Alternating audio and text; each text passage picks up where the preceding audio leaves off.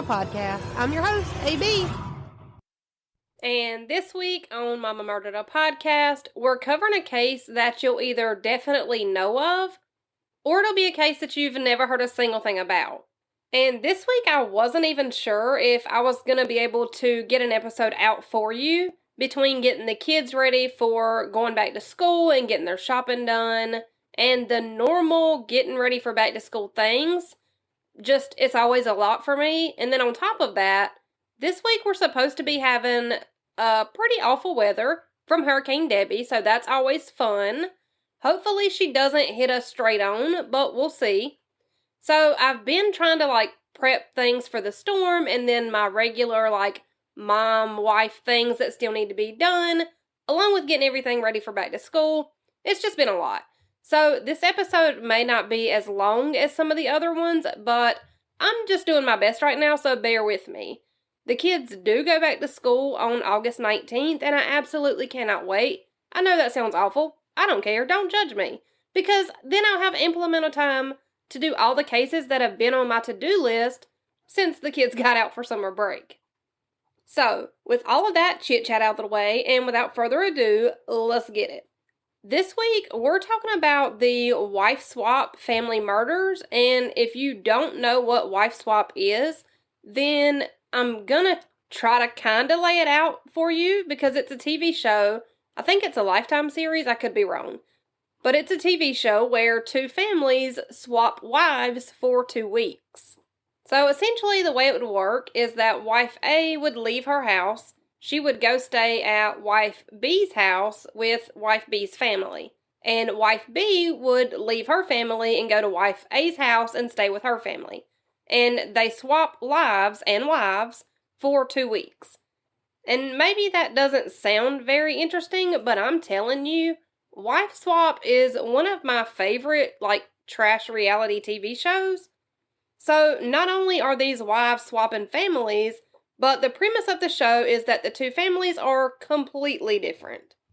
So, for example, one family may be extremely wealthy and maybe they flaunt their money and their wealth, while the second family might dumpster dive for food and thrift shop for clothes. Now, the thing is that before the wives leave their homes for the swap, they have to write up a rule book, if you will. This rule book is left at the house for the new wife to read and to kind of learn how things work in this family's day-to-day life. The new wife has to agree to live by this new family's rules for the first week of their time there. And then in the second week, that's when the new wife kind of breaks out her family's rules, and she kind of shows them how her and her family live.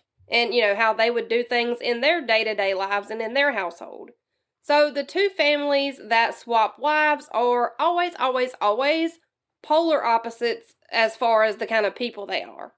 Because it wouldn't be good trash reality TV show without the drama. So another example is that maybe one family is hardcore religious, and the other family that they swap wives with would likely come from a family that doesn't believe in religion at all.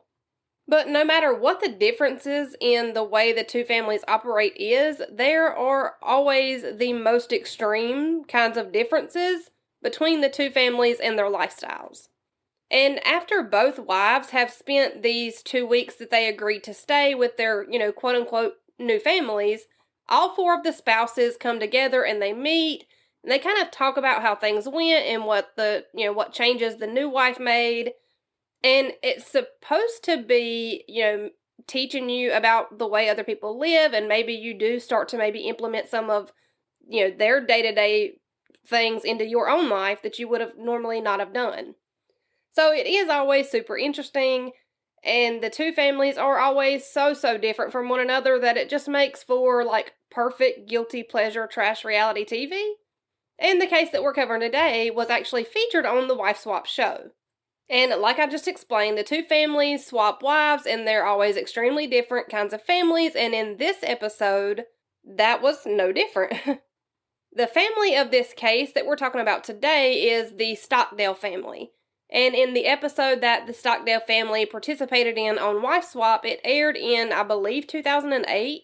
And the Stockdale family was a family of 6, and they lived in Stark County, Ohio. The family includes parents Kathy and Tim Stockdale and their 4 sons, Calvin, Charles, Jacob, and James.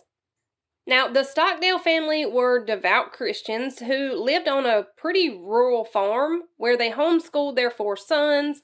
They didn't believe in having TVs or video games or even a radio inside of their house. The 4 boys were not allowed to date or have access to the internet. They weren't even allowed to play sports. And the parents, Kathy and Tim, believed that in order to keep their sons out of trouble and on the right path, that they needed to make sure that all 4 of their boys had a full schedule and, no time for things that may distract them from, learning to have a good work ethic and having what they believed to be good religious values. And they believed that keeping the boys busy with farm chores and good wholesome hobbies, that they would accomplish that.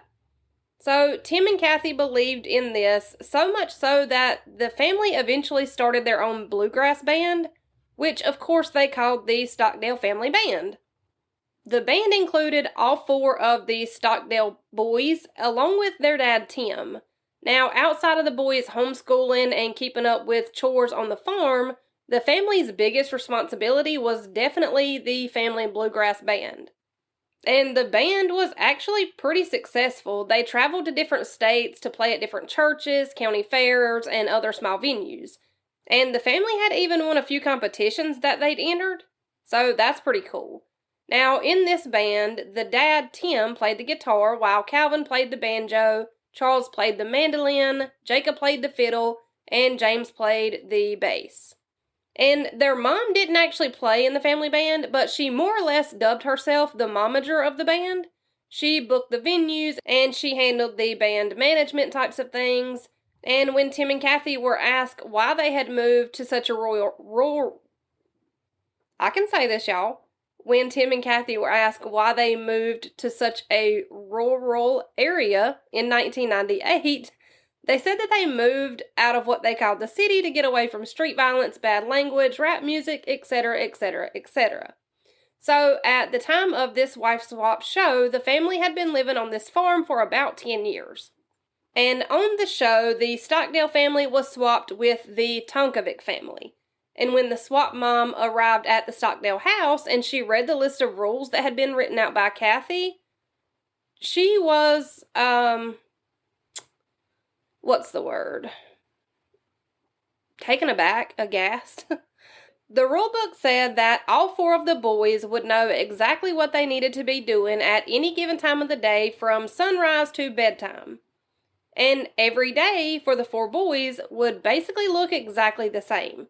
They would wake up, do their homeschooling, and then start on their chores list. Once their chores were done, the boys would go to the family farm and do their farm work and what their responsibilities were there. After the farm chores were done, the boys were supposed to practice for the family band, and then after that, they would head off to bed. And again, every single day, the boys did the exact same thing. Now, I want to touch on the chore list for a second, just to give you a better idea of how this family structure ran. So, the boys could find their list of chores for the day in a book under the chore chart. After each chore was done, the boys would put a token beside of their names on the chore chart. And the boys were allowed to put an extra token beside of their name if, and only if, they had done that chore with a quote-unquote glad heart. Because according to Mom Kathy, just because the chore was done doesn't mean that it was done correctly. Now, the boys could use these tokens that they collected from doing their chores to cash in on prizes.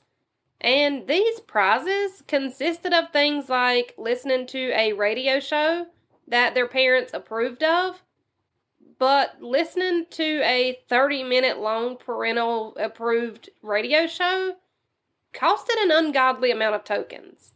They could also cash in on things like a stick of gum. So I just want to throw that little bit of information out there. And I also want to throw out that at the time of this show, the oldest of the two Stockdale boys were 19 and 16. So they were essentially grown-ass men. But they still weren't allowed to watch TV, access the internet, or date. Now, the Tonkovic family, who swapped wives and lives with the Stockdale family, they obviously could not have been more different. So, Lori Tonkovic was the wife who was swapped out for Kathy Stockdale. And Lori and her family lived a completely different lifestyle than the Stockdale family. The Tonkovic family only had 2 kids, and they were aged 21 and 17. They still lived at home, but the Tonkovic kids were kind of free to, live their lives how they saw fit. So much so that both of the Tonkovic kids were females who had their boyfriends living with them in their family homes. So again, the two families really could not have been more different. The Stockdale family boys weren't allowed to date, even though they were 19 and 16, and the Tonkovic kids had their boyfriends living with them. So again, just completely different lifestyles, completely different parenting styles. So once Lori Tonkovic arrived at the Stockdale house for the 2-week stay for the wife swap show, she read the rule book that Kathy Stockdale had written, and it was written in great detail. The rule book said that the boys were woken up for the day at 7:30 a.m. every day, and once they were woken up, the boys were given a 4-minute warning, letting them know that breakfast would be served. I'm not sure why it was a 4-minute warning instead of just making it 5 minutes, but whatever. So what happens if the boys took more than 5 minutes to get to the table to eat breakfast? Well, then they would be charged a 25-cent fee for being late. And that price increased depending on how late the boys were for breakfast. The rule book also laid out the rules that if the boys didn't finish everything that was served to them on their plates during a meal, then they wouldn't be allowed to eat anything else until they finished the food that had been on their plate that they hadn't finished from the earlier meal. Another thing was that Kathy had these boys drinking fish liver oil by the spoonful every single day, instead of just having them take a fish oil capsule. And the boys were also made to eat this white chunky looking milk. It kind of looks like milk, but they called it kefir, which I think is like fermented milk. Again, I could be wrong. I don't know. But they would have to pour this chunky fermented milk over a bowl of flaxseed and eat it like cereal, which made me gag to watch. Anyways, in the Stockdale family rulebook, Kathy had also listed some meal ideas for Lori that she could make for the family. These meals included things like blueberry mustard shakes, sardine sandwiches on toast with mustard, chicken gizzards, and I'm not sure what's up with the excessive use of mustard, but okay. There were also some more traditional types of meals that were listed, like scrambled eggs and butter herb chicken with a side salad. So naturally, when the new mom, Lori Tonkovic, came into the Stockdale house, she had a really hard time watching the 4 Stockdale boys' day consist of all work and no play. But she did try to live by their rules for the first week, which was the agreement, and then it would be her turn to change up the family structure during week 2. So when it was Lori's turn to change up the rules and have the Stockdale family live by her family's rules, one of the first things that Lori implemented was turning the kids into, kids. She allowed the boys to watch TV and play video games and eat junk food. And as much as the Stockdale boys seemed to enjoy playing video games and watching TV, they also seemed to feel guilty for enjoying these, new luxuries. At one point, according to the swap mom Lori, Jacob Stockdale kind of freaked out and told Lori that he didn't want to play video games because he didn't want to burn in hell. That's interesting. I'm really sorry if you can hear the rain. It is raining so bad. Again, we are prepping for a hurricane, so there's not much I can do. So we're going to keep going. Now, another big thing that Lori wanted the two oldest Stockdale boys to experience in her last week with them was for them to go on a date. So Lori's goal was to get the 19-year-old and the 16-year-old to go out on their first date. But it was almost like it didn't matter what rules Lori tried to change. The Stockdale boys were all more worried about the religious consequences that they would suffer if they did these ungodly things that Lori was trying to get them to do, like play video games, watch TV, and go on dates. Because the boys absolutely did not want to go on a date under any circumstance for any reason. The oldest Stockdale son, Calvin, ended up pulling Lori to the side away from everyone else, and he broke down crying. He cried while he told Lori that he was worried about the emotional effects that her rules might be causing on his brothers. So, oldest brother Calvin kind of went into protective big brother mode. So, this is what I mean. It's you would think that the Stockdale boys would have been thrilled with all these new rules and the changes that Lori made, giving them more freedom and less work and time for fun. But they really weren't excited. They were more worried about going to hell and being exposed to ungodly things. But eventually, Lori was able to talk the two oldest boys, Calvin and Charles, into going on a date. Well, kind of. Calvin and Charles went out with two female friends. This was strictly platonic, and they ate dinner together. Now, meanwhile, back at the Tonkovic house, when it came time for Kathy Stockdale to change the rules during her second week with Lori's family, she passed out those fake baby dolls that cry when they need to be changed or fed or burped or rocked. And she gave them to the Tonkovic kids and their boyfriends to take care of for the remainder of her time there. And I'm assuming that she did this as a way to scare them into not getting pregnant, especially since they all did have live-in boyfriends. I don't know. Kathy Stockdale also made a list of chores and things that Lori's kids and their boyfriends needed to do to help with things around the house. The rule changes went exactly as you would expect from two completely different sets of household rules and expectations. And I've always distinctly remembered this episode of Wife Swap. There's one more that I distinctly remember. But I've always remembered this one just because, watching it and then seeing people talk about it online after the fact, everybody kind of felt the same way about the Stockdale family, the way they ran things. It was strict to a point that no one knew how the boys were going to go from such a structured and sheltered life into, the real world. When the boys decided to move out on their own, were the Stockdale boys going to go, buck wild and party and drink and get hooked on drugs, or would they just remain, super religious and structured? And I guess it would be kind of like a coin toss. It would be anyone's guess. But eventually, the Stockdale boys were given the option to leave their parents' house once they got, of college age. And both Calvin and Charles did decide to leave their parents' house and attend college. Calvin ended up at a liberal arts college where he joined a fraternity that was based around music, which that makes sense. And Charles headed off to college too, once he was of age. Calvin attended college in Michigan, and Charles went off to Philadelphia where he got his doctorate. So both of the older Stockdale boys did attend college outside of their home state of Ohio, but that left Jacob and James at home in Ohio on the family farm by themselves. So Jacob would have been the oldest of the Stockdale boys that was still living at home once Calvin and Charles had gone off to college. And things for Jacob and James were relatively normal for a while. They still played in the family's bluegrass band, and they still did their homeschooling and farm work daily. And by 2017, Jacob was 25 and James was 21. And neither one of them had decided to leave their family home after they reached college age. James did start college classes, and he was even dating, but Jacob had started a band of his own, and he even released an album. So things were going as normally as possible for the two youngest Stockdale boys and their parents. That was until June 15th, 2007, when everything took a turn that no one really saw coming. A 911 call came in to the Stark County Police Dispatch, but once the 911 operator answered the caller hung up.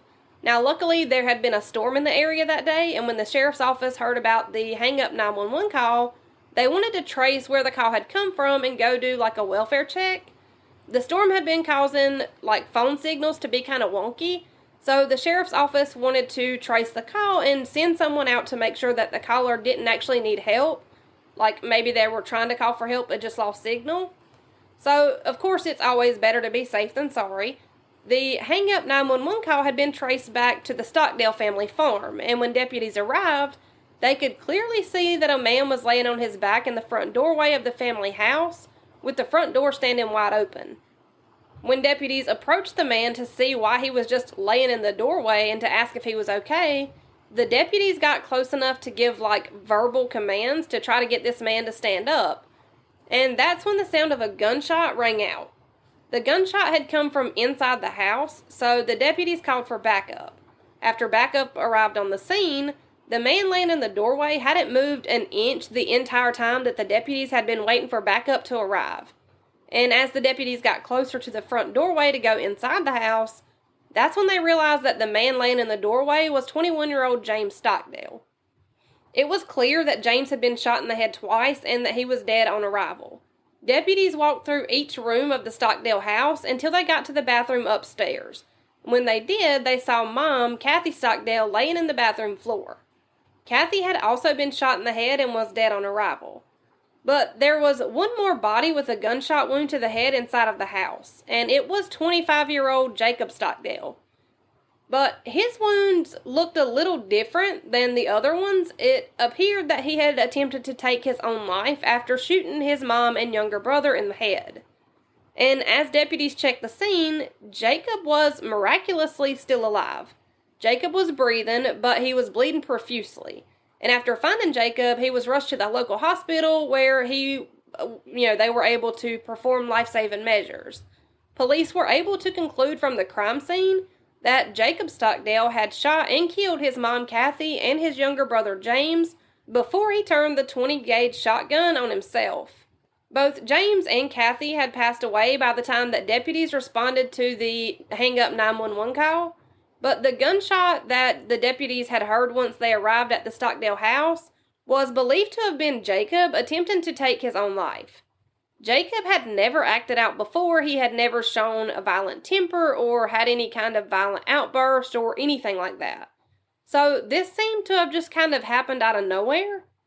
Police were able to confirm that the Stockdale dad, Tim, had been at work at the time of the double murders. Luckily. And, the two older boys had moved out into different states, and they weren't home while the murders had happened. A press conference was done shortly after the murders, and it was said that there was no clear motive as to why Jacob shot and killed his mom and younger brother. And at the time of this press conference, Jacob was still in the hospital clinging to life. At this point, doctors and nurses weren't even sure if Jacob was going to make it out alive. But of course, everyone was kind of hoping that Jacob would pull through, because if he made it, then maybe we would get an explanation as to why he shot his mom and brother. Now, obviously, the two oldest Stockdale boys were made aware of the double murder and attempted suicide, and they did come home to be with their remaining family members. It was only 3 days after the double murder that the Stockdale family released a statement saying that Jacob was expected to make a full recovery, and basically saying that the family had been by his side praying for his recovery the whole time. So even though Jacob had just shot and killed his own mom and brother, the rest of the Stockdale family was still standing behind Jacob and praying for him to make a full recovery. Jacob would need multiple operations and procedures to get back to what we would perceive as healthy, but he was expected to make pretty much a full recovery. Now, Calvin Stockdale, who was the oldest of the Stockdale boys, made a statement to the public letting everyone know that their family loved and forgave Jacob for the murders. But neighbors came out later and said that they had heard a few gunshots ring out about an hour before deputies arrived on scene. So it kind of sounds to me like Jacob shot his mom and brother and then waited for an hour or so before he made the 911 call and hung the phone up. And then Jacob didn't actually shoot himself until after deputies had arrived at the house. And you better believe that when the media got a hold of the fact that this family had been on a wife swap episode, everybody ran back to the 2008 episode and hit the watch now button. And boy did the theory wagon run rampant with this case after everyone went back and rewatched that episode of Wife Swap that the family had participated in. Strangers theorized that maybe Jacob had finally snapped from being under his parents' control for 25 years, but then that still doesn't explain why he would have shot and killed his brother. You know, like, maybe he was tired of being under his parents' thumb, but he didn't kill his mom and dad, he killed his mom and brother. And all four of the Stockdale boys had always been super close with one another, so it doesn't really make a whole lot of sense as to why Jacob would have shot James. And while strangers on the internet had their theories as to why Jacob snapped, the people that actually knew the Stockdale family personally, they were having a hard time even coming to grips with the fact that Jacob could have done any of this at all. Family and friends of the Stockdales all loved Kathy, Tim, and all four of their sons. They all reported that the Stockdale family was super close and that they all loved each other. Now, after the double murder and attempted suicide, there was a GoFundMe set up for the family to help cover the funeral expenses for Kathy and her son James. But the GoFundMe description also made it very clear that the money that was raised would also go towards helping the family pay for Jacob's medical bills. So the money that was raised on the GoFundMe was going to be used to pay for the funerals of Kathy and James, but also to help pay for the medical bills of the son and brother that killed them both. And you might be thinking that this would have stopped people from donating, but surprisingly, it didn't. There were more than $30,000 in donations collected, and Kathy and James's funeral arrangements were set to happen on June 24th of 2017. Jacob ended up needing medical care in different hospitals and rehab centers for more than a year in order for him to fully recover from the self-inflicted gunshot wounds. And the way that Jacob's medical condition was, the Stark County Sheriff's Department would have to wait to indict Jacob on charges. This was shortly after Jacob was released from the hospital and after he regained his ability to walk and talk again. And as it turns out, there was a secret grand jury trial that was held where all of the evidence against Jacob was laid out. The grand jury decided to indict Jacob on the murder charges for his mom and his brother. And as soon as Jacob's attorney was made aware of the charges against him, and before officers were ever even able to arrest Jacob, he turned himself in to the Stark County Jail on September 27th, 2018. The day after Jacob turned himself in, he pled not guilty. A pretrial date was set, and once the pretrial date came, Jacob's lawyers filed a motion to determine competency. This would determine whether or not Jacob was competent enough to even stand trial. Jacob would eventually plead not guilty by reason of insanity, but when the psychiatric evaluation was done on Jacob in 2019, it was determined that Jacob didn't have anything stopping him from being able to participate and understand what was happening within his own trial. So Jacob would have to go to trial, but he had a good defense attorney and they asked for a second opinion on Jacob's competency. The second opinion, it was found that Jacob was not competent enough to stand trial. But it was said that Jacob could undergo extensive treatment plans for maybe a year or so, and his mental health conditions could possibly be restored. So the judge declared that Jacob was incompetent to stand trial, but he did order Jacob to a psychiatric facility where he would work on things that were preventing him from being able to be deemed competent enough to stand trial. So the double murder trial would be delayed until Jacob finished his treatment plans at the psychiatric facility. But just a few months after Jacob arrived at the facility, he attempted his first escape. And then there was a second time that Jacob tried to escape the facility by blending into a crowd of people that were trying to leave the psychiatric facility. But even after trying to escape twice, no escape charges were ever added to Jacob's list of charges. So Jacob remained in the facility until January of 2020, when it was finally determined that Jacob was competent enough to stand trial. Jacob only ended up needing to stay in this psychiatric facility for 8 months instead of the year or so that the doctors had initially planned for. Now, even though Jacob had been deemed competent enough to stand trial, he did have to undergo a sanity hearing still. This would determine whether or not Jacob, if he were convicted, whether he would go to a jail or prison, or whether he would be just sent back to the psychiatric facility. So his sanity hearing was set to take place on March 30th in 2020, which was about the same time that the world shut down due to COVID. So the hearing was then pushed to May of 2020, but once May rolled around, the world was still on lockdown and everything was still a shit show, which meant that the sanity hearing would have to be rescheduled again.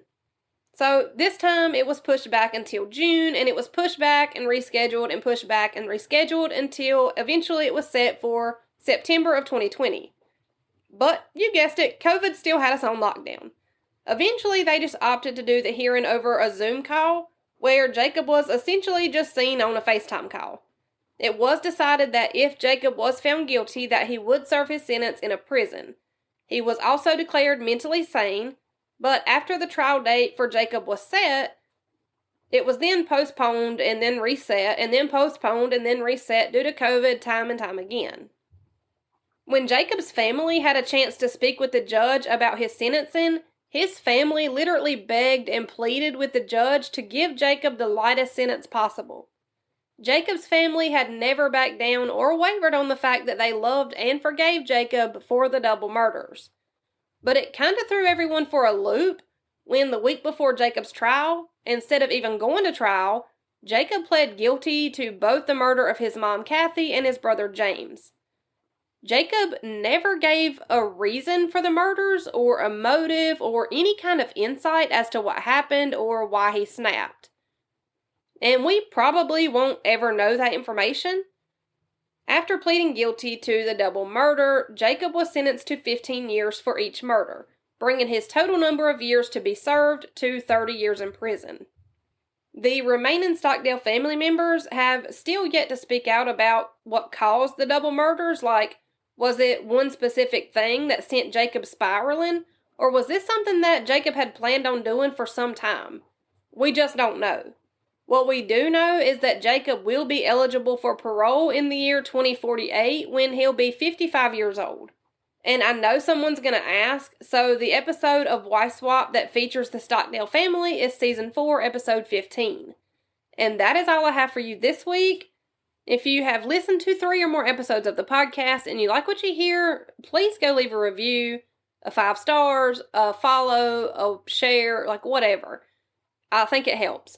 Also, if you want merch, we still have merch. We still have t-shirts and cups, and we even have cool new throw blankets. The link for the merch is, as always, in the description box below this episode. If you want more episodes, you can find that over on Patreon. That link is also in the description box of each episode. If you are already a Patreon member, then I will see you Friday for a bite-sized bonus episode, and if you're not a Patreon member, that's okay. We can do it again, same time, same place, next Wednesday. See you then. That's how my mama murdered a podcast.